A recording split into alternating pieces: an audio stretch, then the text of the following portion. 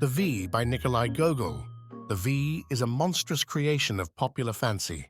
It is the name which the inhabitants of Little Russia give to the king of the gnomes, whose eyelashes reach to the ground. The following story is a specimen of such folklore. I have made no alterations, but reproduce it in the same simple form in which I heard it. Author's note. 1.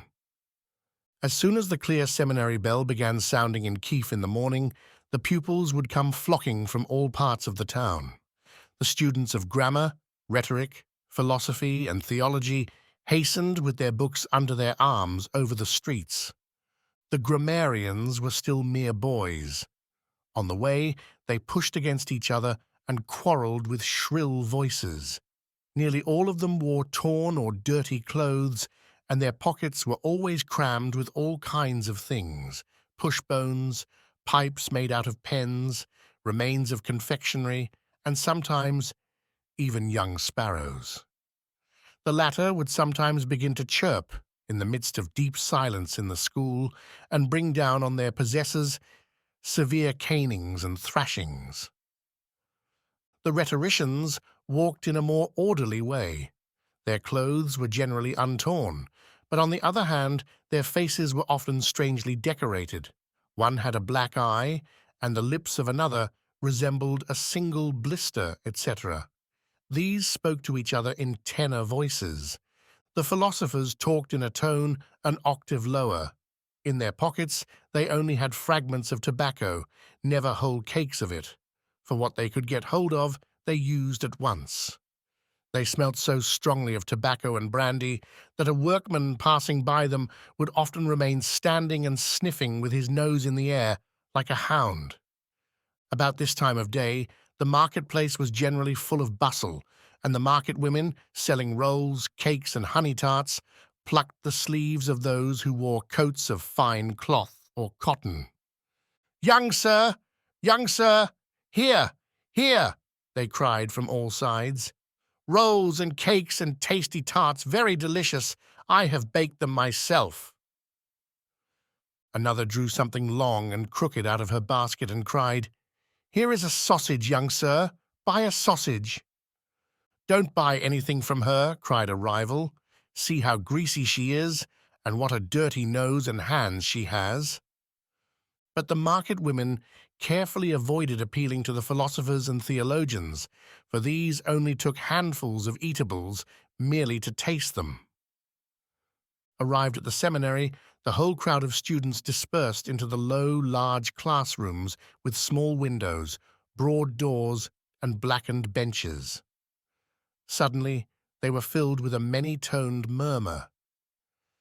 The teachers heard the pupils' lessons repeated, some in shrill and others in deep voices which sounded like a distant booming.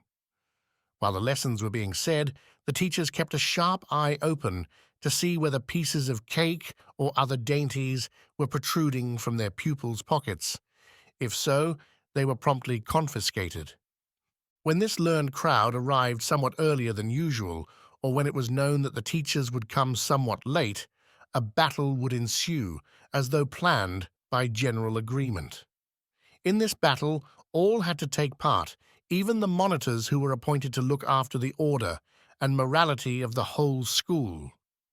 Two theologians generally arranged the conditions of the battle, whether each class should split into two sides, or whether all the pupils should divide themselves into two halves. In each case, the grammarians began the battle, and after the rhetoricians had joined in, the former retired and stood on the benches in order to watch the fortunes of the fray.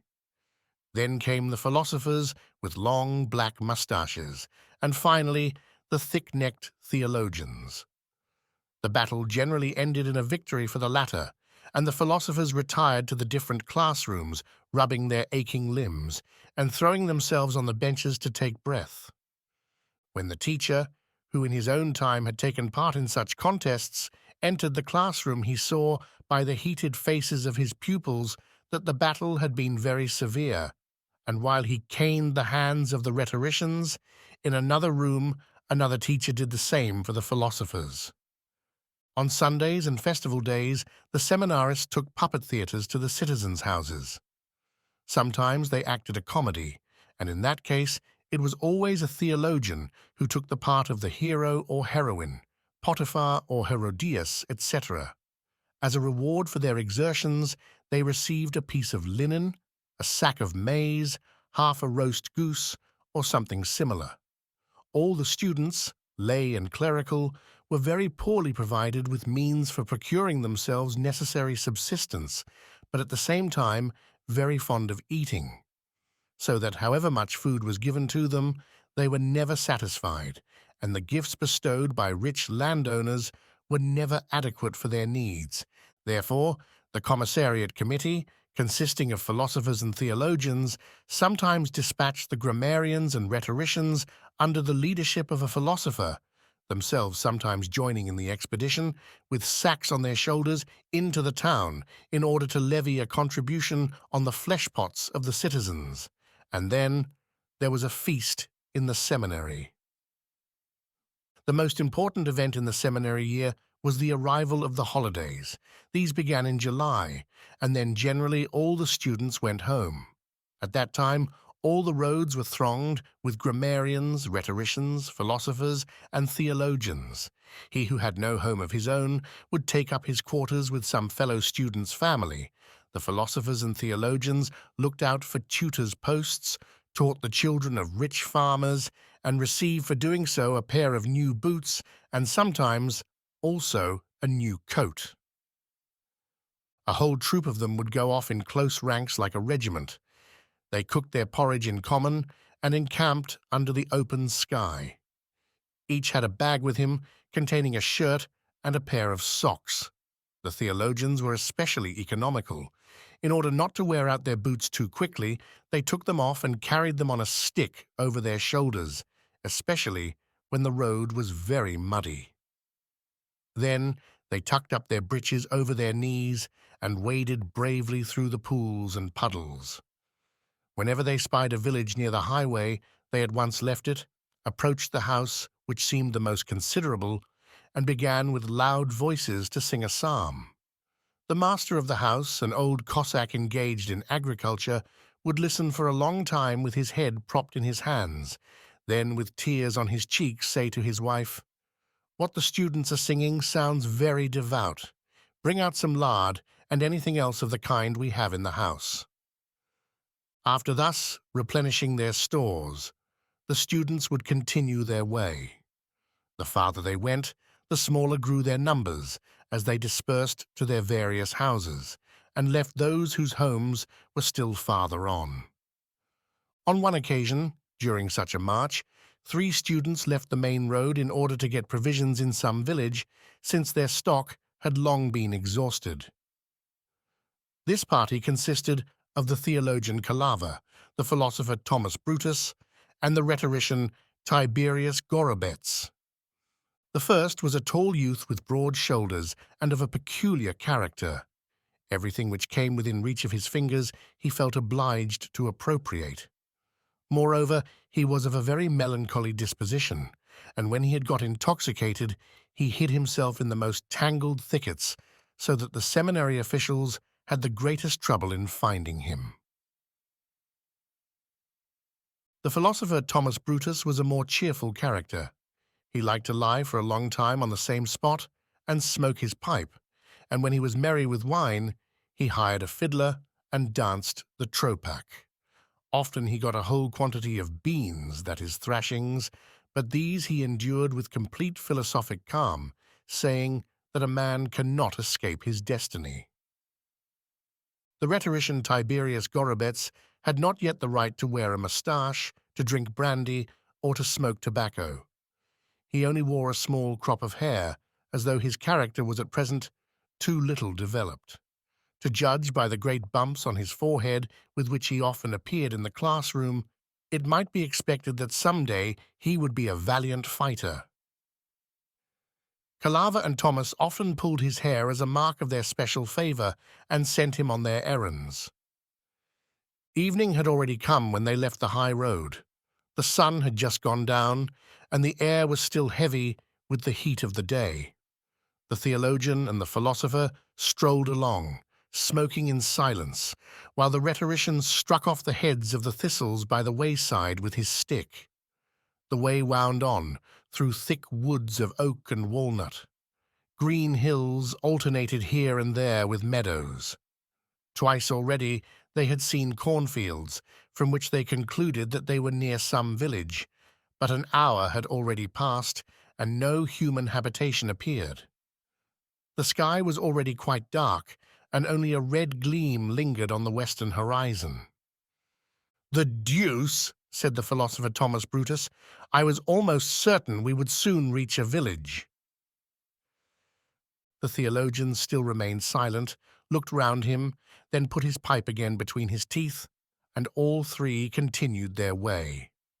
"Good heavens!" exclaimed the philosopher, and stood still. "Now the road itself is disappearing."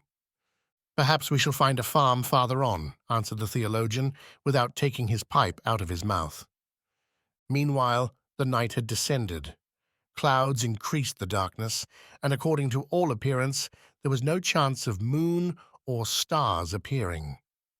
The seminarists found that they had lost the way altogether. After the philosopher had vainly sought for a footpath, he exclaimed, "Where have we got to?" The theologian thought for a while and said, "Yes, it is really dark." The rhetorician went on one side, lay on the ground, and groped for a path. But his hands encountered only foxholes. All around lay a huge step, over which no one seemed to have passed. The wanderers made several efforts to get forward, but the landscape grew wilder and more inhospitable. The philosopher tried to shout, but his voice was lost in vacancy. No one answered. Only some moments later they heard a faint groaning sound, like the whimpering of a wolf. "Curse it all! What shall we do?" said the philosopher. "Why, just stop here and spend the night in the open air," answered the theologian. So saying, he felt in his pocket, brought out his timber and steel, and lit his pipe. But the philosopher could not agree with this proposal. He was not accustomed to sleep till he had first eaten 5 pounds of bread and 5 of dripping, and so he now felt an intolerable emptiness in his stomach. Besides, in spite of his cheerful temperament, he was a little afraid of the wolves. "No, Calaver," he said, "that won't do. To lie down like a dog and without any supper. Let us try once more. Perhaps we shall find a house and the consolation of having a glass of brandy to drink before going to sleep." At the word brandy, the theologian spat on one side and said, "Yes, of course, we cannot remain all night in the open air." The students went on, and to their great joy they heard the barking of dogs in the distance. After listening a while to see from which direction the barking came, they went on their way with new courage, and soon espied a light. "A village, by heavens, a village!" exclaimed the philosopher. His supposition proved correct. They soon saw 2 or 3 houses built round a courtyard. Lights glimmered in the windows, and before the fence stood a number of trees. The students looked through the crevices of the gates and saw a courtyard in which stood a large number of roving tradesmen's carts. In the sky there were now fewer clouds, and here and there a star was visible. "See, brother," one of them said, "we must now cry halt. Cost what it may, we must find entrance and a night's lodging." The 3 students knocked together at the gate and cried, "Open!" The door of one of the houses creaked on its hinges, and an old woman wrapped in a sheepskin appeared. "Who is there?" she exclaimed, coughing loudly. "Let us spend the night here, mother. We have lost our way, our stomachs are empty, and we do not want to spend the night out of doors." "But what sort of people are you?" "Quite harmless people. The theologian Calaver, the philosopher Brutus, and the rhetorician Gorobets." "It is impossible," answered the old woman. "The whole house is full of people, and every corner occupied. Where can I put you up? You are big and heavy enough to break the house down. I know these philosophers and theologians. When once one takes them in, They eat one out of house and home. Go farther on. There is no room here for you. Have pity on us, mother. How can you be so heartless? Don't let Christians perish. Put us up where you like, and if we eat up your provisions or do any other damage, may our hands wither up, and all the punishment of heaven light on us. The old woman seemed a little touched. Well, she said, after a few moments' consideration, I will let you in, but I must put you in different rooms, for I should have no quiet if you were all together at night. Do just as you like. We won't say any more about it, answered the students. The gates moved heavily on their hinges, and they entered the courtyard. Well now, mother, said the philosopher, following the old woman, if you had a little scrap of something, by heavens, my stomach is as empty as a drum. I have not had a bit of bread in my mouth since early this morning. Didn't I say so? Replied the old woman. There you go begging at once, but I have no food in the house, nor any fire. But we will pay for everything, continued the philosopher. We will pay early tomorrow in cash. Go on and be content with what you get. You are fine fellows whom the devil has brought here. Her reply greatly depressed the philosopher Thomas, but suddenly his nose caught the odor of dried fish. He looked at the breeches of the theologian, who walked by his side, and saw a huge fish's tail sticking out of his pocket. The latter had already seized the opportunity to steal a whole fish from one of the carts standing in the courtyard. He had not done this from hunger so much as from the force of habit. He had quite forgotten the fish, and was looking about to see whether he could not find something else to appropriate. Then the philosopher put his hand in the theologian's pocket, as though it were his own, and laid hold of his prize. The old woman found a special resting place for each student. The rhetorician she put in a shed, the theologian in an empty storeroom, and the philosopher in a sheep's stall. As soon as the philosopher was alone, he devoured the fish in a twinkling, examined the fence which enclosed the stall, kicked away a pig from a neighboring stall, which had inquiringly inserted its nose through a crevice, and lay down on his right side to sleep like a corpse. Then the low door opened, and the old woman came crouching into the stall. "Well, mother, what do you want here?" asked the philosopher. She made no answer, but came with outstretched arms towards him. The philosopher shrank back, but she still approached, as though she wished to lay hold of him. A terrible fright seized him, for he saw the old hag's eyes sparkle in an extraordinary way. "Away with you, old witch! Away with you!" he shouted.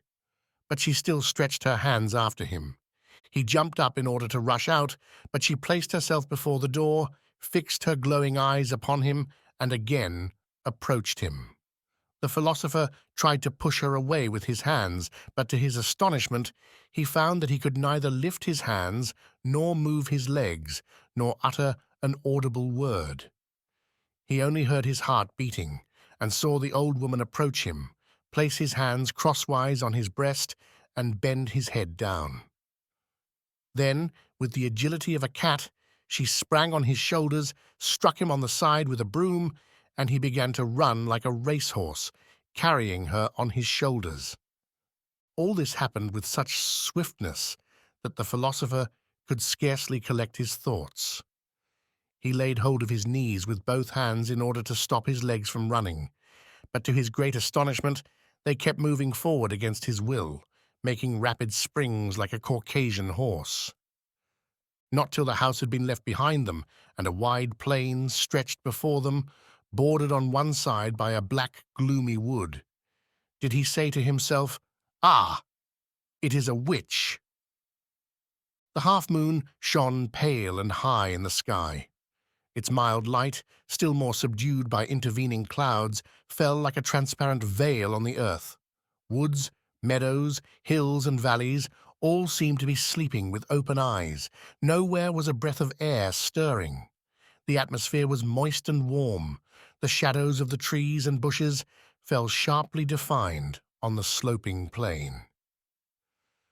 Such was the night through which the philosopher Thomas Brutus sped with his strange rider.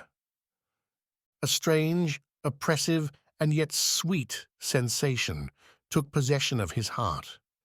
He looked down and saw how the grass beneath his feet seemed to be quite deep and far away. Over it there flowed a flood of crystal-clear water, and the grassy plain looked like the bottom of a transparent sea. He saw his own image, and that of the old woman whom he carried on his back, clearly reflected in it. Then he beheld how, instead of the moon, a strange sun shone there. He heard the deep tones of bells and saw them swinging. He saw a water nixie rise from a bed of tall reeds. She turned to him, and her face was clearly visible, and she sang a song which penetrated his soul. Then she approached him and nearly reached the surface of the water, on which she burst into laughter and again disappeared. Did he see it, or did he not see it? Was he dreaming, or was he awake? But what was that below, wind or music? It sounded and drew nearer, and penetrated his soul like a song that rose and fell. "What is it?" he thought, as he gazed into the depths and still sped rapidly along. The perspiration flowed from him in streams. He experienced simultaneously a strange feeling of oppression and delight in all his being. Often he felt as though he had no longer a heart, and pressed his hand on his breast with alarm. Weary to death, he began to repeat all the prayers which he knew, and all the formulas of exorcism against evil spirits. Suddenly he experienced a certain relief. He felt that his pace was slackening. The witch weighed less heavily on his shoulders, and the thick herbage of the plain was again beneath his feet, with nothing especial to remark about it. "Splendid," thought the philosopher Thomas, and began to repeat his exorcisms in a still louder voice. Then suddenly he wrenched himself away from under the witch and sprang on her back in his turn. She began to run, with short, trembling steps indeed, but so rapidly that he could hardly breathe. So swiftly did she run that she hardly seemed to touch the ground. They were still on the plain, but owing to the rapidity of their flight, everything seemed indistinct and confused before his eyes. He seized a stick that was lying on the ground and began to belabor the hag with all his might. She uttered a wild cry, which at first sounded raging and threatening.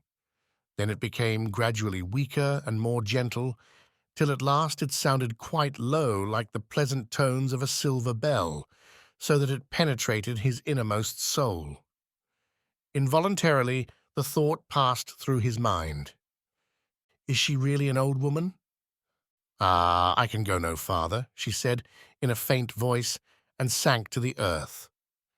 He knelt beside her and looked in her eyes. The dawn was red in the sky, and in the distance glimmered the gilt domes of the churches of Kiev. Before him lay a beautiful maiden with thick, disheveled hair and long eyelashes. Unconsciously she had stretched out her white, bare arms, and her tear-filled eyes gazed at the sky. Thomas trembled like an aspen leaf. Sympathy and a strange feeling of excitement and a hitherto unknown fear overpowered him. He began to run with all his might. His heart beat violently, and he could not explain to himself what a strange new feeling had seized him. He did not wish to return to the village, but hastened towards Kiev, thinking all the way as he went of his weird, unaccountable adventure. There were hardly any students left in the town. They were all scattered about the country and had either taken tutors' posts or simply lived without occupation, for at the farms in Little Russia one can live comfortably and at ease without paying a farthing. The great half-decayed building in which the seminary was established was completely empty, and however much the philosopher searched in all its corners for a piece of lard and bread, he could not find even one of the hard biscuits which the seminarists were in the habit of hiding. But the philosopher found a means of extricating himself from his difficulties by making friends with a certain young widow in the marketplace who sold ribbons, etc. The same evening, he found himself being stuffed with cakes and fowl.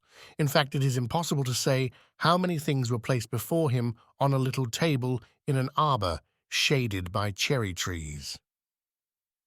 Later on the same evening, the philosopher was to be seen in an ale-house. He lay on a bench, smoked his pipe in his usual way, and threw the Jewish publican a gold piece. He had a jug of ale standing before him, looked on all who went in and out in a cold-blooded, self-satisfied way, and thought no more of his strange adventure. About this time, a report spread about that the daughter of a rich colonel, whose estate lay about 50 versts distant from Kiev, had returned home one day from a walk in a quite broken-down condition. She had scarcely enough strength to reach her father's house. Now she lay dying, and had expressed a wish that for 3 days after her death the prayers for the dead should be recited by a Kiev seminarist named Thomas Brutus. This fact was communicated to the philosopher by the rector of the seminary himself, who sent for him to his room and told him that he must start at once, as a rich colonel had sent his servants and a kibitka for him. The philosopher trembled and was seized by an uncomfortable feeling which he could not define. He had a gloomy foreboding that some evil was about to befall him. Without knowing why, he declared that he did not wish to go. "Listen, Thomas," said the rector, who under certain circumstances spoke very politely to his pupils. "I have no idea of asking you whether you wish to go or not. I only tell you that if you think of disobeying, I will have you so soundly flogged on the back with young birch rods that you need not think of having a bath for a long time." The philosopher scratched the back of his head and went out silently, intending to make himself scarce at the first opportunity. Lost in thought, he descended the steep flight of steps which led to the courtyard, thickly planted with poplars. There he remained standing for a moment, and heard quite distinctly the rector giving orders in a loud voice to his steward, and to another person, probably one of the messengers sent by the colonel. "Thank your master for the peeled barley and the eggs," said the rector, "and tell him that as soon as the books which he mentions in his note are ready, I will send them. I have already given them to a clerk to be copied. And don't forget to remind your master that he has some excellent fish, especially prime sturgeon, in his ponds. He might send me some when he has the opportunity, as here in the market the fish are bad and dear. And you, Jantuch, give the colonel's man a glass of brandy. And mind you tie up the philosopher, or he will show you a clean pair of heels." "Listen to the scoundrel," thought the philosopher. "He has smelt a rat, the long-legged stork." He descended into the courtyard and beheld there a kibitka, which he at first took for a barn on wheels. It was, in fact, as roomy as a kiln, so that bricks might have been made inside it. It was one of those remarkable Krakow vehicles in which Jews travelled from town to town in scores, wherever they thought they would find a market. 6 stout, strong, though somewhat elderly Cossacks were standing by it. Their gold-braided coats of fine cloth showed that their master was rich and of some importance, and certain little scars testified to their valor on the battlefield. "What can I do?" thought the philosopher. "There is no escaping one's destiny." So he stepped up to the Cossacks and said, "Good day, comrades." "Welcome, Mr. Philosopher," some of them answered. "Well, I am to travel with you. It is a magnificent vehicle," he continued as he got into it. "If there were only musicians present, one might dance in it." "Yes, it is a roomy carriage," said one of the Cossacks, taking his seat by the coachman. The latter had tied a cloth round his head, as he had already found an opportunity of pawning his cap in the ale-house. The other 5, with the philosopher, got into the capacious kibitka, and sat upon sacks which were filled with all sorts of articles purchased in the city. "I should like to know," said the philosopher, "if this equipage were laden with salt or iron, How many horses would be required to draw it? Yes, said the Cossack, who sat by the coachman after thinking a short time. It would require a good many horses. After giving this satisfactory answer, the Cossack considered himself entitled to remain silent for the whole of the rest of the journey. The philosopher would gladly have found out who the colonel was and what sort of a character he had. He was also curious to know about his daughter, who had returned home in such a strange way and now lay dying, and whose destiny seemed to be mingled with his own, and wanted to know the sort of life that was lived in the colonel's house. But the Cossacks were probably philosophers like himself, for in answer to his inquiries they only blew clouds of tobacco and settled themselves more comfortably on their sacks. Meanwhile, one of them addressed to the coachman on the box a brief command. "Keep your eyes open, Overko, you old sleepy head, and when you come to the ale-house on the road to Chukralov, don't forget to pull up and wake me and the other fellows if we are asleep." Then he began to snore pretty loud. But in any case, his admonition was quite superfluous, for scarcely had the enormous equipage begun to approach the aforesaid ale-house than they all cried with one mouth, "Halt! Halt!" Besides this, Overko's horse was accustomed to stop outside every inn of its own accord. In spite of the intense July heat, they all got out and entered a low, dirty room where a Jewish innkeeper received them in a friendly way as old acquaintances. He brought in the skirt of his long coat some sausages and laid them on the table, where, though forbidden by the Talmud, they looked very seductive. All sat down at table, and it was not long before each of the guests had an earthenware jug standing in front of him. The philosopher Thomas had to take part in the feast, and as the little Russians, when they are intoxicated, always begin to kiss each other or to weep, the whole room soon began to echo with demonstrations of affection. Come here, spirit, let me embrace thee. Come here, Dorosh, let me press you to my heart." One Cossack, with a grey moustache, the eldest of them all, leant his head on his hand and began to weep bitterly because he was an orphan and alone in God's wide world. Another tall, loquacious man did his best to comfort him, saying, "Don't weep, for God's sake, don't weep, for over there, God knows best." The Cossack, who had been addressed as Dorosh, was full of curiosity and addressed many questions to the philosopher Thomas. "I should like to know," he said, "what you learn in your seminary.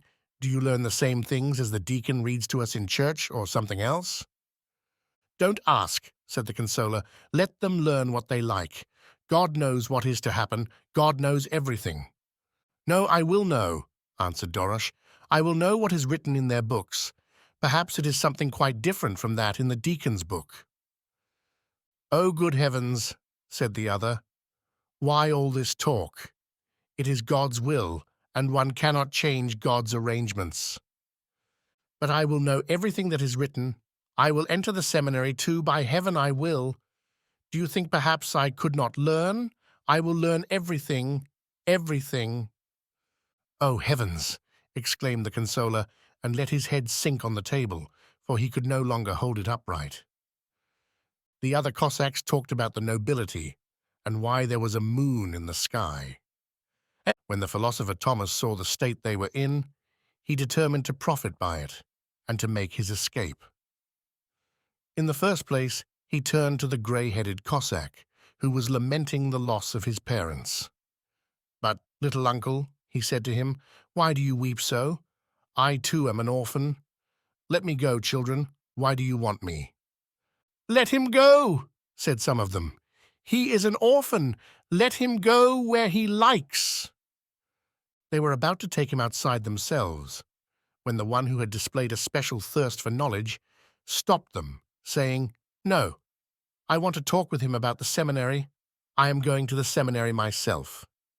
Moreover, it was not yet certain whether the philosopher could have executed his project of flight, for when he tried to rise from his chair, he felt as though his feet were made of wood, and he began to see such a number of doors leading out of the room that it would have been difficult for him to have found the right one.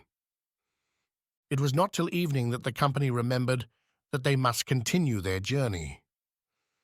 They crowded into the kibitka, whipped up the horses, and struck up a song, the words and sense of which were hard to understand. During a great part of the night, they wandered about, having lost the road, which they ought to have been able to find blindfolded.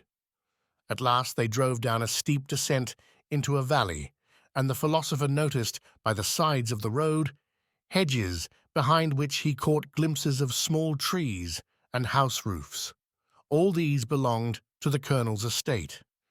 It was already long past midnight. The sky was dark, though little stars glimmered here and there. No light was to be seen in any of the houses. They drove into a large courtyard, while the dogs barked. On all sides were barns and cottages with thatched roofs. Just opposite the gateway was a house, which was larger than the others, and seemed to be the colonel's dwelling.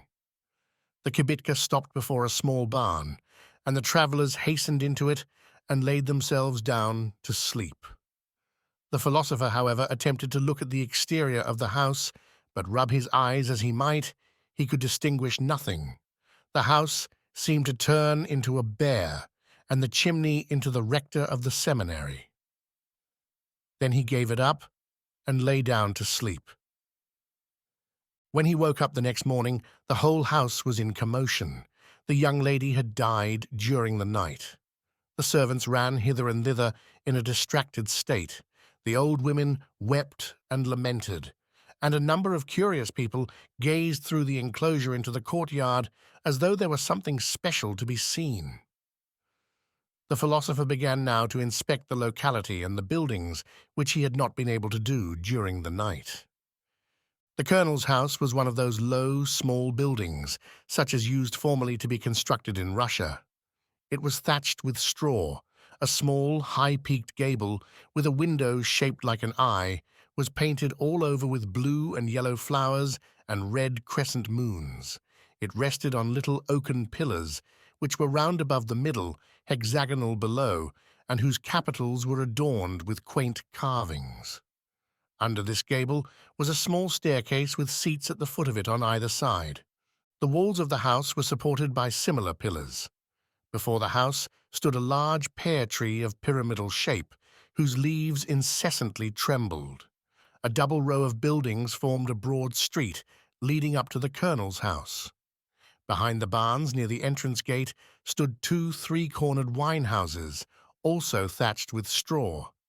Each of the stone walls had a door in it and was covered with all kinds of paintings. On one was represented a Cossack sitting on a barrel and swinging a large pitcher over his head. It bore the inscription, "I will drink all that." Elsewhere were painted large and small bottles, a beautiful girl, a running horse, a pipe, and a drum bearing the words, "Wine is the Cossack's joy." In the loft of one of the barns, one saw through a huge round window a drum and some trumpets. At the gate there stood 2 cannons. All this showed that the colonel loved a cheerful life, and the whole place often rang with sounds of merriment. Before the gate were 2 windmills, and behind the house gardens sloped away. Through the treetops, the dark chimneys of the peasants' houses were visible. The whole village lay on a broad, even plateau in the middle of a mountain slope which culminated in a steep summit on the north side. When seen from below, it looked still steeper. Here and there on the top, the irregular stems of the thick steppe brooms showed in dark relief against the blue sky. The bare clay soil made a melancholy impression, worn as it was into deep furrows by rainwater. On the same slope there stood 2 cottages, and over one of them a huge apple tree spread its branches. The roots were supported by small props, whose interstices were filled with mould. The apples, which were blown off by the wind, rolled down to the courtyard below. A road wound round the mountain to the village. When the philosopher looked at this steep slope and remembered his journey of the night before, He came to the conclusion that either the colonel's horses were very sagacious, or that the Cossacks must have very strong heads as they ventured, even when the worse for drink, on such a road with the huge kibitka. When the philosopher turned and looked in the opposite direction, he saw quite another picture. The village reached down to the plain. Meadows stretched away to an immense distance, their bright green growing gradually dark. Far away, about 20 versts off, many other villages were visible. To the right of these meadows were chains of hills, and in the remote distance one saw the Dnieper shimmer and sparkle like a mirror of steel. "What a splendid country," said the philosopher to himself. "It must be fine to live here. One could catch fish in the Dnieper and in the ponds and shoot and snare partridges and bustards. There must be quantities here. Much fruit might be dried here and sold in the town, or better still, brandy might be distilled from it, for fruit brandy is the best of all. But what prevents me thinking of my escape after all?" Behind the hedge he saw a little path which was almost entirely concealed by the high grass of the steppe. The philosopher approached it mechanically, meaning at first to walk a little along it, unobserved, and then quite quietly to gain the open country behind the peasants' houses. Suddenly he felt the pressure of a fairly heavy hand on his shoulder. Behind him stood the same old Cossack who yesterday had so bitterly lamented the death of his father and mother and his own loneliness. "You are giving yourself useless trouble, Mr. Philosopher, if you think you can escape from us," he said. "One cannot run away here, and besides, the roads are too bad for walkers. Come to the colonel. He has been waiting for you for some time in his room." "Yes, of course. What are you talking about?" "I will come with the greatest pleasure," said the philosopher, and followed the Cossack. The colonel was an elderly man. His moustache was grey, and his face wore the signs of deep sadness. He sat in his room by a table with his head propped on both hands. He seemed about 55, but his attitude of utter despair and the pallor on his face showed that his heart had been suddenly broken, and that all his former cheerfulness had forever disappeared. When Thomas entered with the Cossack, he answered their deep bows with a slight inclination of the head. "Who are you? Whence do you come? And what is your profession, my good man?" asked the colonel in an even voice, neither friendly nor austere. "I am a student of philosophy. My name is Thomas Brutus." "And who was your father?" "I don't know, sir." "And your mother?" "I don't know either. I know that I must have had a mother, but who she was and where she lived, by heavens, I do not know." The colonel was silent and seemed for a moment lost in thought. "Where did you come to know my daughter?" "I do not know her, gracious sir. I declare I do not know her." "Why then has she chosen you and no one else to offer up prayers for her?" The philosopher shrugged his shoulders. "God only knows. It is a well-known fact that grand people often demand things which the most learned man cannot comprehend. And does not the proverb say, 'Dance, devil, as the Lord commands'? Aren't you talking nonsense, Mr. Philosopher? May the lightning strike me on the spot if I lie." "If she had only lived a moment longer," said the colonel sadly, "then I had certainly found out everything. She said, 'Let no one offer up prayers for me, but send father at once to the seminary in Kiev for the student Thomas Brutus. He shall pray 3 nights running for my sinful soul. He knows.' But what he really knows she never said. The poor dove could speak no more, and died. Good man, you are probably well known for your sanctity and devout life, and she has perhaps heard of you." "What? Of me?" said the philosopher, and took a step backward in amazement. "I and sanctity!" he exclaimed, and stared at the colonel. "God help us, gracious sir, what are you saying? It was only last Holy Thursday that I paid a visit to the tart shop." "Well, she must at any rate have had some reason for making the arrangement, and you must begin your duties today. I should like to remark to your honour Naturally, everyone who knows the Holy Scripture at all can in his measure, but I believe it would be better on this occasion to send for a deacon or subdeacon. They are learned people, and they know exactly what is to be done. I have not got a good voice, nor any official standing. You may say what you like, but I shall carry out all my dove's wishes. If you read the prayers for her 3 nights through in the proper way, I will reward you. And if not, I advise the devil himself not to oppose me."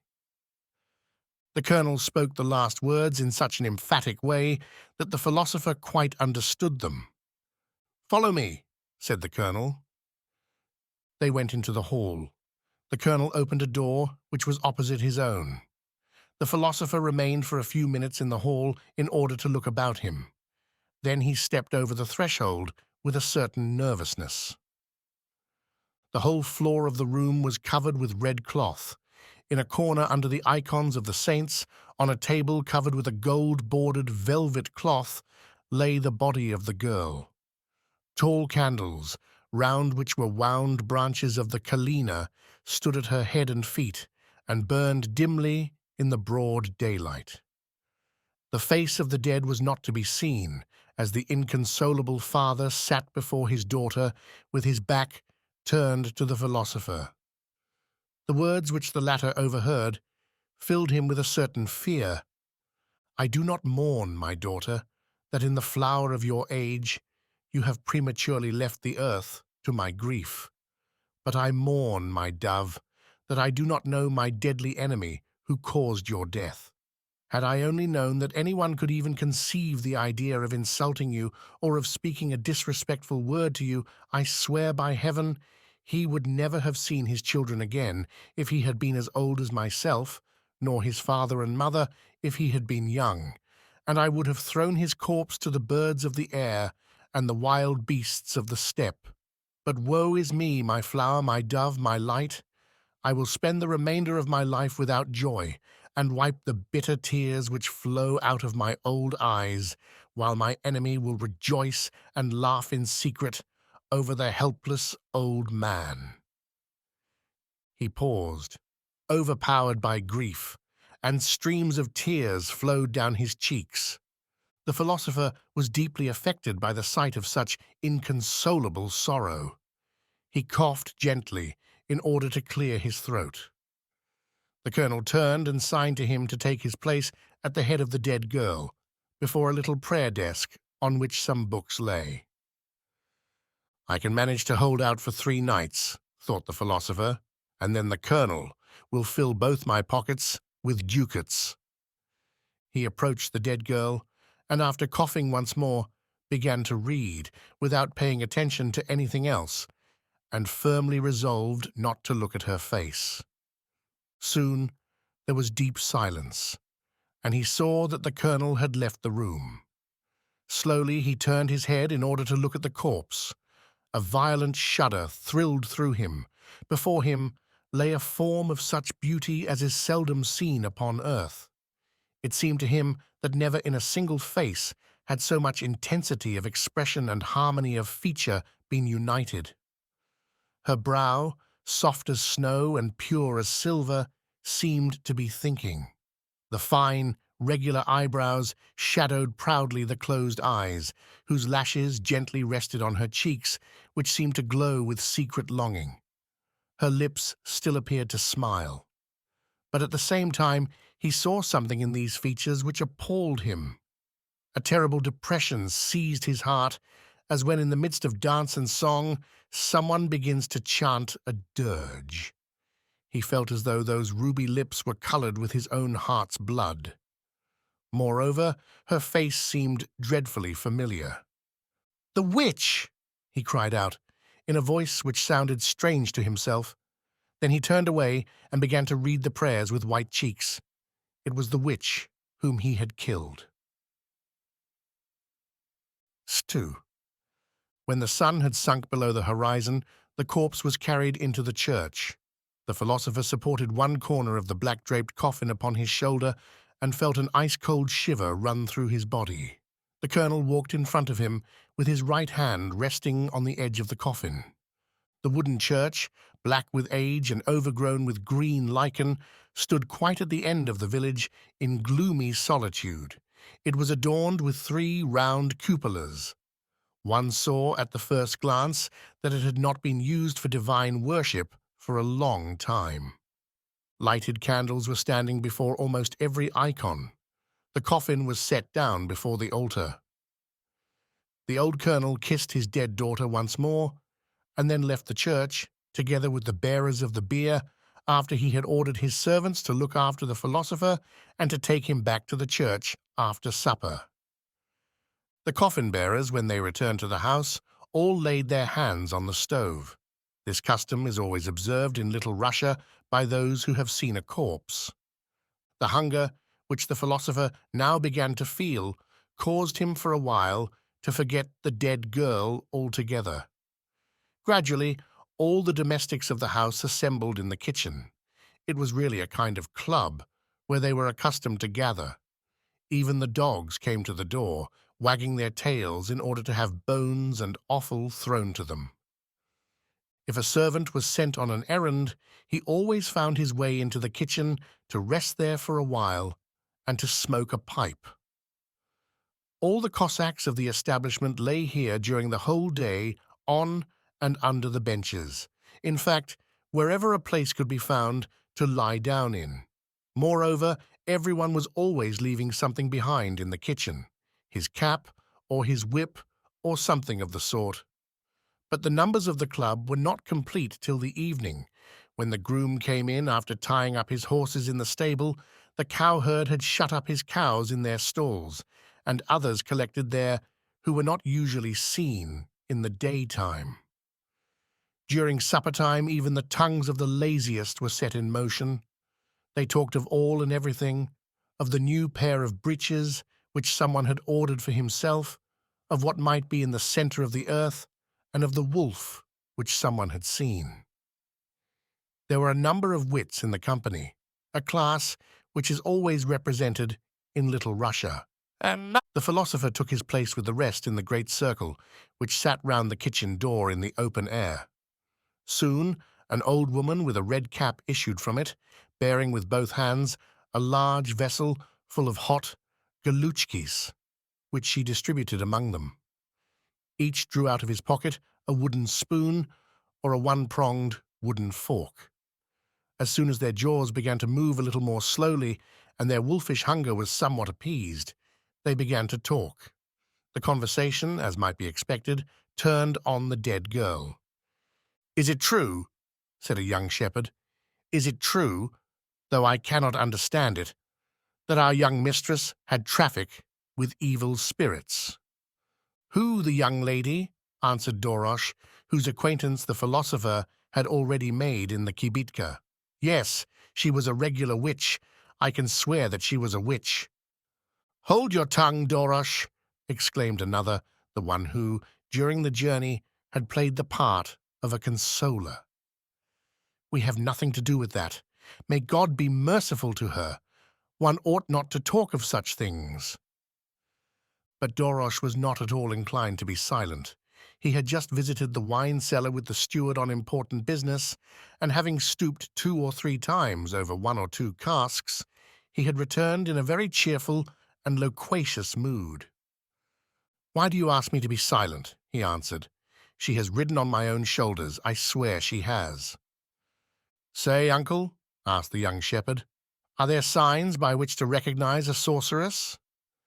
"No, there are not," answered Dorosh. "Even if you knew the Psalter by heart, you could not recognize one." "Yes, Dorosh, it is possible. Don't talk such nonsense," retorted the former consoler. "It is not for nothing that God has given each some special peculiarity. The learned maintain that every witch has a little tail." "Every old woman is a witch," said a grey-headed Cossack quite seriously. "Yes, you are a fine lot," retorted the old woman, who entered at that moment with a vessel full of fresh galutchkis. "You are great fat pigs." A self-satisfied smile played round the lips of the old Cossack, whose name was Javtuch, when he found that his remark had touched the old woman on a tender point. The shepherd burst into such a deep and loud explosion of laughter as if two oxen were lowing together. This conversation excited in the philosopher a great curiosity and a wish to obtain more exact information regarding the colonel's daughter. In order to lead the talk back to the subject, he turned to his next neighbor and said, "I should like to know why all the people here think that the young lady was a witch. Has she done harm to anyone or killed them by witchcraft?" "Yes, there are reports of that kind," answered a man whose face was as flat as a shovel. "Who does not remember the huntsman Mikita, or the—" "What has the huntsman Mikita got to do with it?" asked the philosopher. "Stop! I will tell you the story of Mikita," interrupted Dorosh. "No, I will tell it," said the groom, "for he was my godfather." "I will tell the story of Mikita," said Spirit. "Yes, yes, Spirit shall tell it," exclaimed the whole company, and Spirit began. "You, Mr. Philosopher Thomas, did not know Mikita. Ah, he was an extraordinary man. He knew every dog as though he were his own father. The present huntsman, Mikola, who sits 3 places away from me, is not fit to hold a candle to him, though good enough in his way. But compared to Mikita, he is a mere milksop." "You tell the tale splendidly," exclaimed Dorosh, and nodded as a sign of approval. Spirit continued. "He saw a hare in the field quicker than you can take a pinch of snuff. He only needed to whistle, 'Come here, Razboy! Come here, Bozdraya!' and flew away on his horse like the wind, so that you could not say whether he went quicker than the dog or the dog than he. He could empty a quart pot of brandy in the twinkling of an eye. Ah, he was a splendid huntsman, only for some time he always had his eyes fixed on the young lady. Either he had fallen in love with her, or she had bewitched him. In short, he went to the dogs. He became a regular old woman. Yes, he became the devil knows what. It is not fitting to relate it." "Very good," remarked Dorosh. "If the young lady only looked at him, he let the reins slip out of his hands, called Bravko instead of Razboy, stumbled, and made all kinds of mistakes. One day, when he was currycombing a horse, the young lady came to him in the stable. 'Listen, Mikita,' she said, 'I should like for once to set my foot on you.' And he, the booby, was quite delighted, and answered, 'Don't only set your foot there, but sit on me altogether.' The young lady lifted her white little foot, and as soon as he saw it, his delight robbed him of his senses. He bowed his neck, the idiot took her feet in both hands, and began to trot about like a horse all over the place. Whither they went, he could not say. He returned more dead than alive, and from that time he wasted away and became as dry as a chip of wood. At last, someone coming into the stable one day found instead of him only a handful of ashes and an empty jug. He had burned completely out. But it must be said, he was a huntsman such as the world cannot match." When Spirit had ended his tale, they all began to vie with one another in praising the deceased huntsman. "And have you heard the story of Chepchicha?" asked Dorosh, turning to Thomas. "No." "Ha! Ha! One sees they don't teach you much in your seminary. Well, listen. We have here in our village a Cossack called Cheptun, a fine fellow. Sometimes, indeed, he amuses himself by stealing and lying without any reason. But he is a fine fellow for all that. His house is not far away from here.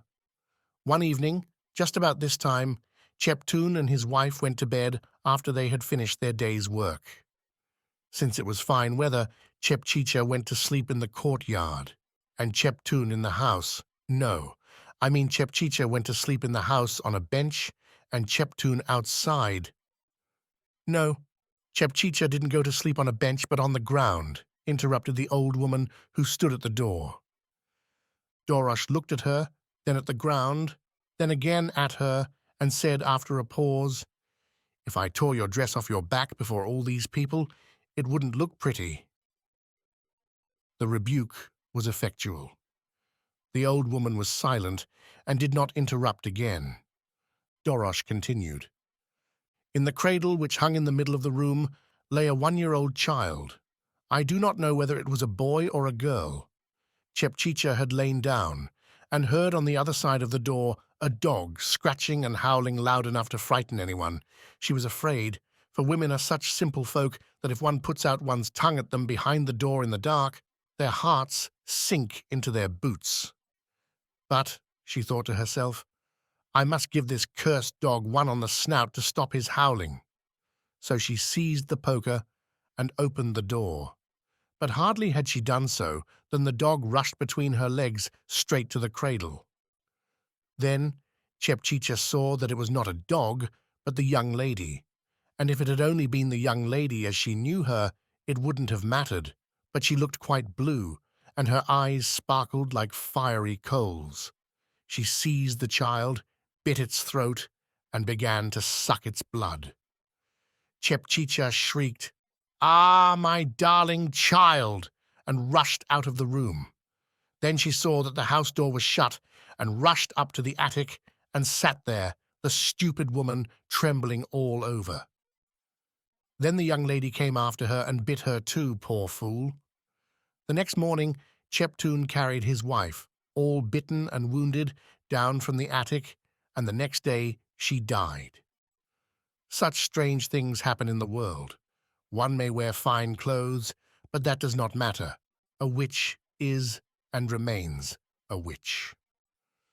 After telling his story, Dorosh looked around him with a complacent air and cleaned out his pipe with his little finger in order to fill it again. The story of the witch had made a deep impression on all, and each of them had something to say about her. One had seen her come to the door of his house in the form of a hayrick. From others, she had stolen their caps or their pipes. She had cut off the hairplaits of many girls in the village and drunk whole pints of the blood of others. At last the whole company observed that they had gossiped over their time, for it was already night. All looked for a sleeping place, some in the kitchen and others in the barn or the courtyard. "Now, Mr. Thomas, it is time that we go to the dead," said the grey-headed Cossack, turning to the philosopher. All four, Spirid, Dorosh, the old Cossack, and the philosopher, betook themselves to the church, keeping off with their whips the wild dogs who roamed about the roads in great numbers and bit the sticks of passers-by in sheer malice. Although the philosopher had seized the opportunity of fortifying himself beforehand with a stiff glass of brandy, yet he felt a certain secret fear which increased as he approached the church, which was lit up within. The strange tales he had heard had made a deep impression on his imagination. They had passed the thick hedges and trees, and the country became more open. At last they reached the small enclosure round the church. Behind it there were no more trees, but a huge empty plain, dimly visible in the darkness. The three Cossacks ascended the steep steps with Thomas and entered the church. Here they left the philosopher, expressing their hope that he would successfully accomplish his duties, and locked him in as their master had ordered. He was left alone. At first he yawned, then he stretched himself, blew on both hands, and finally looked round him. In the middle of the church stood the black bier. Before the dark pictures of saints burned the candles, whose light only illuminated the icons and cast a faint glimmer into the body of the church. All the corners were in complete darkness. The lofty icons seemed to be of considerable age. Only a little of the original gilt remained on their broken traceries. The faces of the saints had become quite black and looked uncanny. Once more, the philosopher cast a glance around him. "Bother it," said he to himself. "What is there to be afraid about? No living creature can get in, and as for the dead and those who come from the other side, I can protect myself with such effectual prayers that they cannot touch me with the tips of their fingers. There is nothing to fear," he repeated, swinging his arms. "Let us begin the prayers." As he approached one of the side aisles, he noticed 2 packets of candles which had been placed there. That is fine, he thought. I must illuminate the whole church, till it is as bright as day. What a pity that one cannot smoke in it. He began to light the candles on all the wall brackets and all the candelabra, as well as those already burning before the holy pictures. Soon the whole church was brilliantly lit up. Only the darkness in the roof above seemed still denser by contrast, and the faces of the saints peering out of the frames looked as unearthly as before. He approached the bier, looked nervously at the face of the dead girl, could not help shuddering slightly, and involuntarily closed his eyes. What terrible and extraordinary beauty! He turned away and tried to go to one side, but the strange curiosity and peculiar fascination which men feel in moments of fear compelled him to look again and again, though with a similar shudder. And in truth, there was something terrible about the beauty of the dead girl. Perhaps she would not have inspired so much fear had she been less beautiful. But there was nothing ghastly or death-like in the face, which wore rather an expression of life, and it seemed to the philosopher as though she were watching him from under her closed eyelids. He even thought he saw a tear roll from under the eyelash of her right eye, but when it was halfway down her cheek, he saw that it was a drop of blood. He quickly went into one of the stalls, opened his book, and began to read the prayers in a very loud voice in order to keep up his courage. His deep voice sounded strange to himself in the grave-like silence. It aroused no echo in the silent and desolate wooden walls of the church. What is there to be afraid of? He thought to himself. She will not rise from her bier since she fears God's word. She will remain quietly resting. Yes, and what sort of a Cossack should I be if I were afraid? The fact is, I have drunk a little too much. That is why I feel so queer. Let me take a pinch of snuff. It is really excellent, first rate. At the same time, he cast a furtive glance over the pages of the prayer book towards the bier, and involuntarily he said to himself, "There, see? She is getting up. Her head is already above the edge of the coffin." But a death-like silence prevailed. The coffin was motionless, and all the candles shone steadily. It was an awe-inspiring sight, this church lit up at midnight, with the corpse in the midst, and no living soul near but one. The philosopher began to sing in various keys in order to stifle his fears, but every moment he glanced across at the coffin, and involuntarily the question came to his lips, "Suppose she rose up after all?" But the coffin did not move. Nowhere was there the slightest sound nor stir. Not even did a cricket chirp in any corner. There was nothing audible but the slight sputtering of some distant candle or the faint fall of a drop of wax. Suppose she rose up after all? He raised his head. Then he looked round him wildly and rubbed his eyes. Yes, she was no longer lying in the coffin, but sitting upright. He turned away his eyes, but at once looked again, terrified, at the coffin. She stood up. Then she walked with closed eyes through the church, stretching out her arms as though she wanted to seize someone. She now came straight towards him. Full of alarm, he traced with his finger a circle round himself. Then, in a loud voice, he began to recite the prayers and formulas of exorcism which he had learnt from a monk who had often seen witches and evil spirits. She had almost reached the edge of the circle which he had traced, but it was evident that she had not the power to enter it. Her face wore a bluish tint, like that of one who has been several days dead. Thomas had not the courage to look at her, so terrible was her appearance. Her teeth chattered, and she opened her dead eyes, but as in her rage she saw nothing, she turned in another direction and felt with outstretched arms among the pillars and corners of the church in the hope of seizing him. At last she stood still, made a threatening gesture, and then lay down again in the coffin. The philosopher could not recover his self-possession and kept on gazing anxiously at it. Suddenly, it rose from its place and began hurtling about the church with a whizzing sound.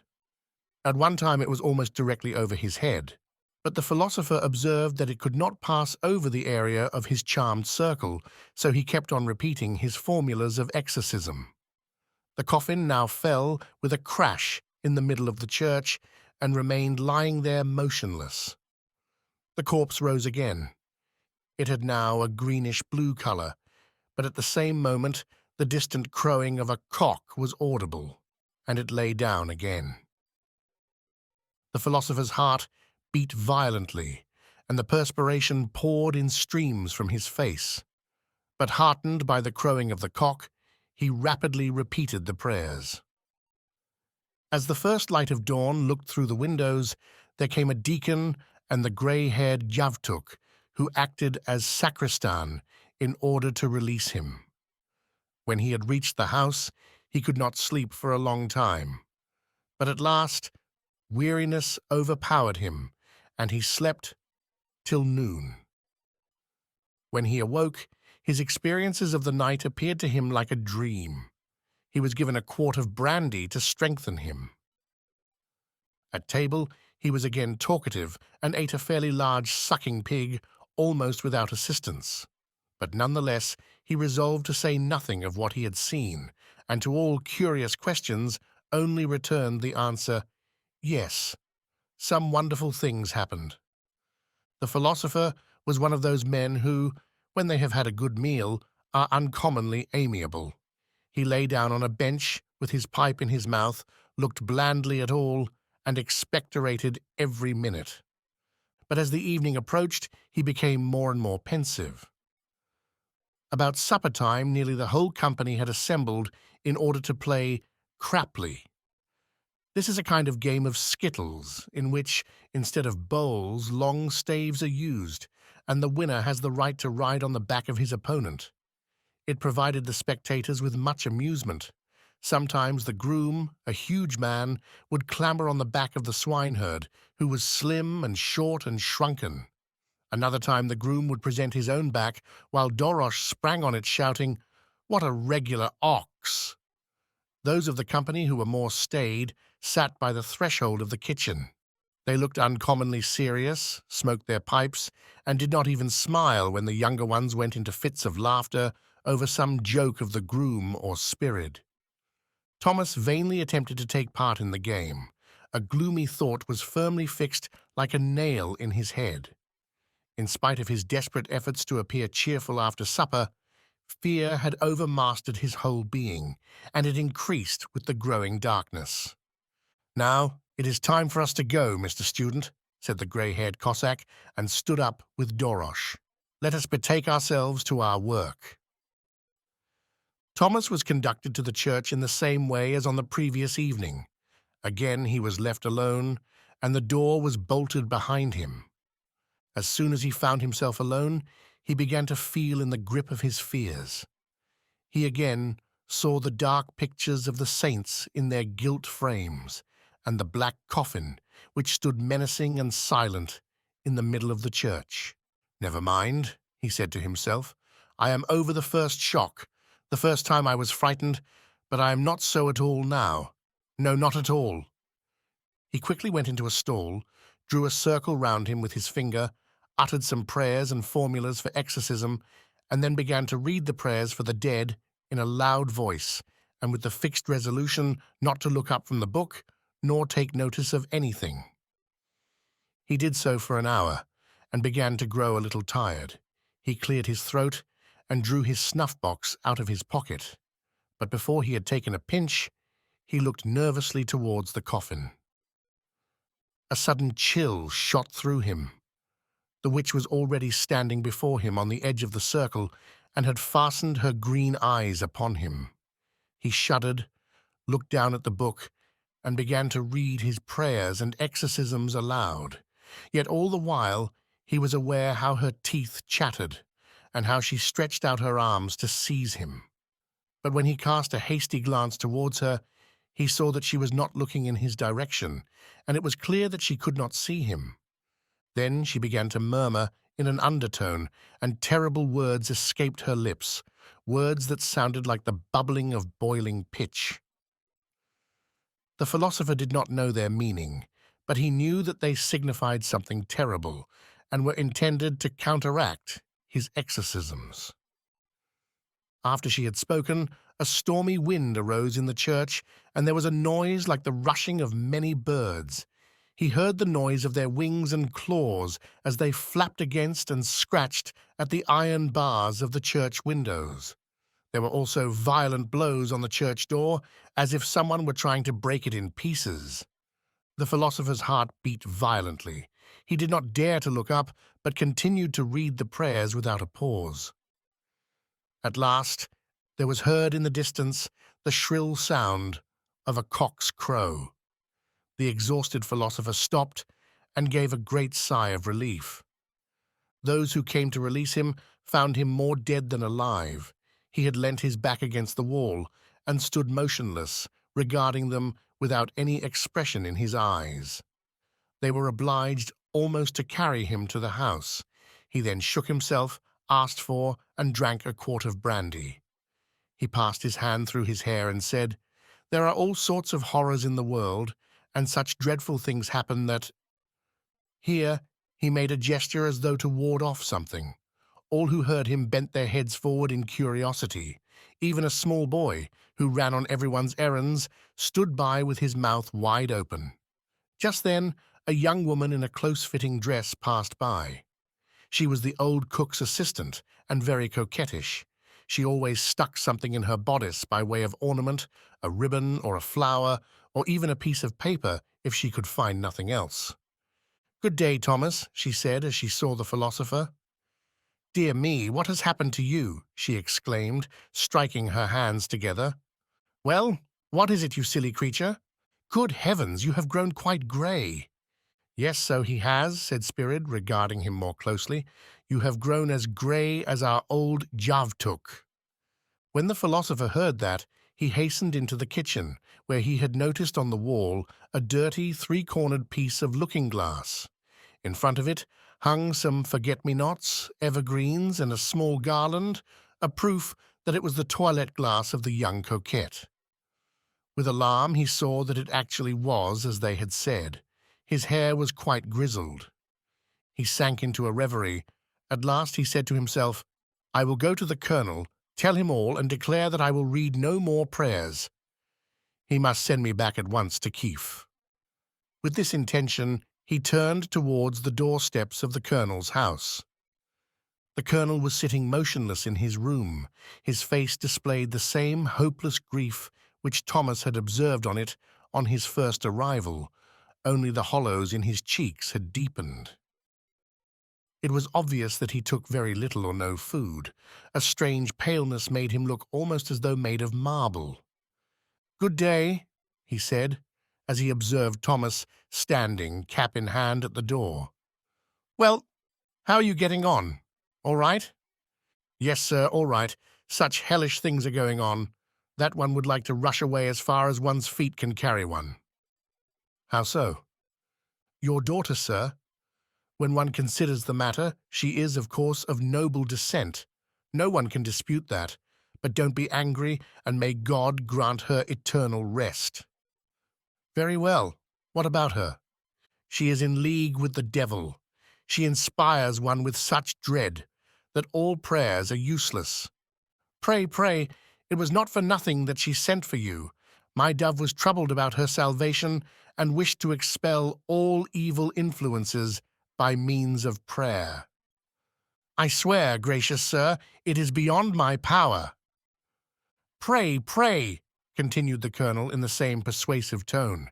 "There is only one night more. You are doing a Christian work, and I will reward you richly." "However great your rewards may be, I will not read the prayers any more, sir," said Thomas in a tone of decision. "Listen, philosopher," said the colonel with a menacing air. "I will not allow any objections. In your seminary you may act as you like, but here it won't do. If I have you knouted, it will be somewhat different to the rector's canings. Do you know what a strong konchuk is? Of course I do, said the philosopher in a low voice. A number of them together are insupportable. Yes, I think so too, but you don't know yet how hot my fellows can make it, replied the colonel threateningly. He sprang up, and his face assumed a fierce, despotic expression, betraying the savagery of his nature, which had been only temporarily modified by grief. After the first flogging, they pour on brandy and then repeat it. Go away and finish your work. If you don't obey, you won't be able to stand again, and if you do, you will get 1,000 ducats. That is a devil of a fellow, thought the philosopher to himself, and went out. One can't trifle with him. But wait a little, my friend. I will escape you so cleverly that even your hounds can't find me. He determined, under any circumstances, to run away, and only waited till the hour after dinner arrived, when all the servants were accustomed to take a nap on the hay in the barn, and to snore and puff so loudly that it sounded as if machinery had been set up there. At last the time came. Even Javtuch stretched himself out in the sun and closed his eyes. Tremblingly and on tiptoe, the philosopher stole softly into the garden, whence he thought he could escape more easily into the open country. This garden was generally so choked up with weeds that it seemed admirably adapted for such an attempt. With the exception of a single path used by the people of the house, the whole of it was covered with cherry trees, elder bushes, and tall heath thistles with fibrous red buds. All these trees and bushes had been thickly overgrown with ivy, which formed a kind of roof. Its tendrils reached to the hedge and fell down on the other side in snake-like curves among the small, wild field flowers. Behind the hedge which bordered the garden was a dense mass of wild heather, in which it did not seem probable that anyone would care to venture himself, and the strong, stubborn stems of which seemed likely to baffle any attempt to cut them. As the philosopher was about to climb over the hedge, his teeth chattered, and his heart beat so violently that he felt frightened at it. The skirts of his long cloak seemed to cling to the ground, as though they had been fastened to it by pegs.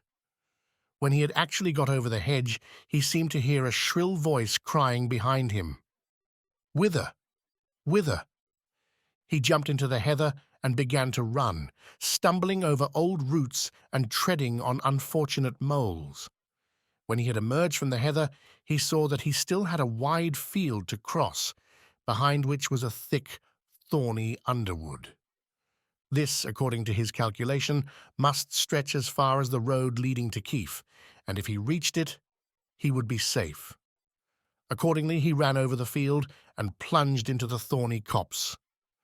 Every sharp thorn he encountered tore a fragment from his coat. Then he reached a small open space. In the center of it stood a willow whose branches hung down to the earth, and close by flowed a clear spring, bright as silver. The first thing the philosopher did was to lie down and drink eagerly, for he was intolerably thirsty. "Splendid water," he said, wiping his mouth. "This is a good place to rest in." "No, better run, father. Perhaps we're being followed," said a voice immediately behind him. Thomas started and turned. Before him stood Javtuch. "This devil of a Javtuch," he thought. "I should like to seize him by the feet and smash his hangdog face against the trunk of a tree." "Why did you go round such a long way?" continued Javtuch. "You had much better have chosen the path by which I came. It leads directly by the stable. Besides, it is a pity about your coat. Such splendid cloth. How much did it cost an ell? Well, we have had a long enough walk. It is time to go home." The philosopher followed Javtuch in a very depressed state. "Now the accursed witch will attack me in earnest," he thought. "But what have I really to fear? Am I not a Cossack? I have read the prayers for 2 nights already. With God's help, I will get through the 3rd night also. It is plain that the witch must have a terrible load of guilt upon her, else the evil one would not help her so much." Feeling somewhat encouraged by these reflections, he returned to the courtyard and asked Dorosh, who sometimes, by the steward's permission, had access to the wine cellar, to fetch him a small bottle of brandy. The two friends sat down before a barn and drank a pretty large one. Suddenly, the philosopher jumped up and said, "I want musicians! Bring some musicians!" But without waiting for them, he began to dance the tropak in the courtyard. He danced till tea time, and the servants, who, as is usual in such cases, had formed a small circle round him, grew at last tired of watching him, and went away saying, "By heavens, the man can dance!" Finally, the philosopher lay down in the place where he had been dancing and fell asleep. It was necessary to pour a bucket of cold water on his head to wake him up for supper. At the meal, he enlarged on the topic of what a Cossack ought to be and how he should not be afraid of anything in the world. "It is time," said Javtuch. "Let us go." "I wish I could put a lighted match to your tongue," thought the philosopher. Then he stood up and said, "Let us go." On their way to the church, the philosopher kept looking round him on all sides and tried to start a conversation with his companions. But both Javtuch and Dorosh remained silent. It was a weird night. In the distance, wolves howled continually, and even the barking of the dogs had something unearthly about it. "That doesn't sound like wolves howling, but something else," remarked Dorosh. Javtuch still kept silence, and the philosopher did not know what answer to make. They reached the church and walked over the old wooden planks, whose rotten condition showed how little the lord of the manor cared about God and his soul. Javtuch and Dorosh left the philosopher alone, as on the previous evenings. There was still the same atmosphere of menacing silence in the church, in the center of which stood the coffin with the terrible witch inside it. "I am not afraid, by heavens, I am not afraid," he said, and after drawing a circle round himself as before, he began to read the prayers and exorcisms. An oppressive silence prevailed. The flickering candles filled the church with their clear light. The philosopher turned one page after another and noticed that he was not reading what was in the book. Full of alarm, he crossed himself and began to sing a hymn. This calmed him somewhat, and he resumed his reading, turning the pages rapidly as he did so. Suddenly, in the midst of the sepulchral silence, the iron lid of the coffin sprang open with a jarring noise, and the dead witch stood up. She was this time still more terrible in aspect than at first. Her teeth chattered loudly, and her lips, through which poured a stream of dreadful curses, moved convulsively. A whirlwind arose in the church. The icons of the saints fell on the ground, together with the broken window panes.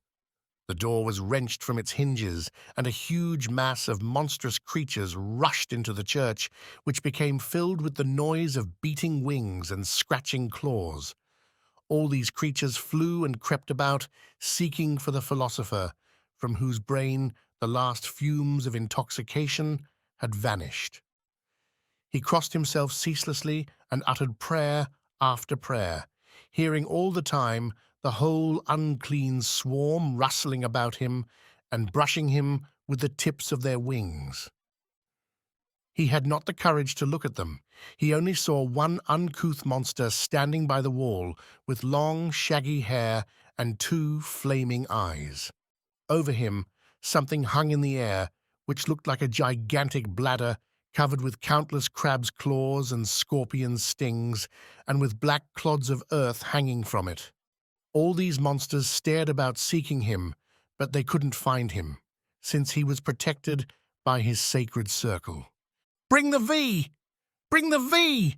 cried the witch. A sudden silence followed. The howling of wolves was heard in the distance, and soon heavy footsteps resounded through the church. Thomas looked up furtively and saw that an ungainly human figure with crooked legs was being led into the church.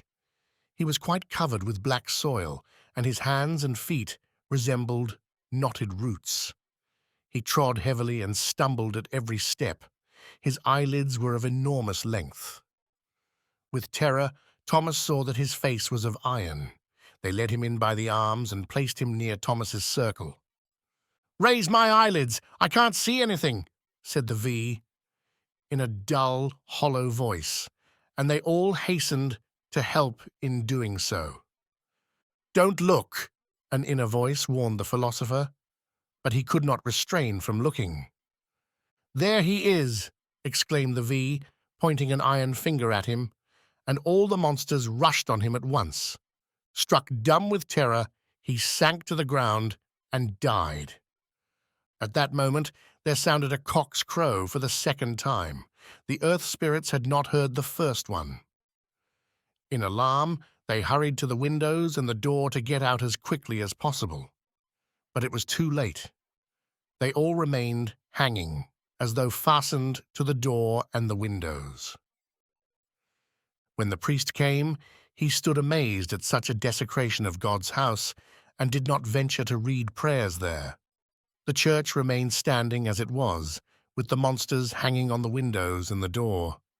Gradually, it became overgrown with creepers, bushes, and wild heather, and no one can discover it now. When the report of this event reached Kiev, and the theologian Kalava heard what a fate had overtaken the philosopher Thomas, he sank for a whole hour into deep reflection. He had greatly altered of late. After finishing his studies, he had become bell ringer of one of the chief churches in the city, and he always appeared with a bruised nose because the belfry staircase was in a ruinous condition. "Have you heard what has happened to Thomas?" said Tiberius Gorobetz, who had become a philosopher and now wore a moustache. "Yes, God had appointed it so," answered the bell ringer. "Let us go to the ale-house. We will drink a glass to his memory." The young philosopher, who, with the enthusiasm of a novice, had made such full use of his privileges as a student that his breeches and coat, and even his cap, reeked of brandy and tobacco, agreed readily to the proposal. "He was a fine fellow, Thomas," said the bell-ringer, as the limping innkeeper set the third jug of beer before him. "A splendid fellow, and lost his life for nothing." "I know why he perished," said Gorobetz, "because he was afraid. If he had not feared her, the witch could have done nothing to him.